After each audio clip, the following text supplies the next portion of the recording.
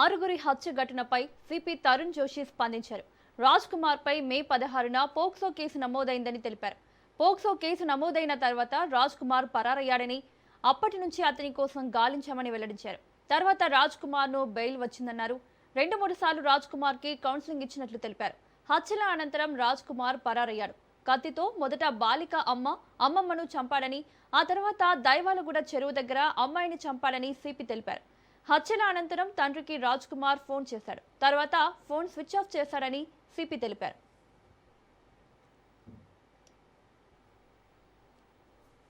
షాబాద్ మండల్లో దేవలగూడ నాగర్గుంట విలేజ్లో 2 ప్లేసెస్లో ముగ్గురు హత్య జరిగింది. ముద్దాయి పేరు Raj Kumar, 35 year old farmer. ఇంతకు ముందు అతని పైన పోక్సో కేసు బుక్ అయింది. మైనర్ గర్ల్కి అరెస్ట్ చేశారు, స్టాకింగ్ చేశారు. దాని గురించి సెక్షన్ ప్లస్ సెక్షన్ 78 సెక్షన్ 78 ENSలో కేసు బుక్ అయింది. ఆ కేసులో అతనికి ఇప్పుడు 2 నెలల నుంచి ఈ మనిషి వాళ్ళకి నేటివ్ విలేజ్ దేవులగూడ హ్యామ్లెట్ నాగర్కుంట విలేజ్లో ఉన్నారు. అక్కడ అతనికి భార్య మరియు 2 పిల్లలు, కొడుకు, అక్కడ ఫ్యామిలీ కలిపి అక్కడ ఉన్నారు. ఈ అమ్మాయికి ఫ్యామిలీ ఇక్కడ లోకల్ షాబాద్లో ఉంది.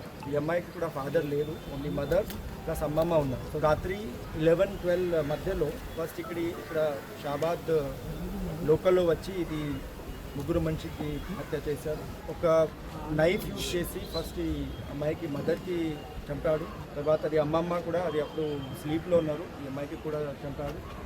తర్వాత ఈ మైనర్ గర్ల్కి తీసుకొని అక్కడ నేటివ్ ప్లేస్ దేవలగూడకి అక్కడ తీసుకుపోయి అక్కడ ఒక వాటర్ బాడీ ఉంది, చెరువు ఉంది, అక్కడ ఈ అమ్మాయికి కూడా అక్కడ హత్య చేశారు.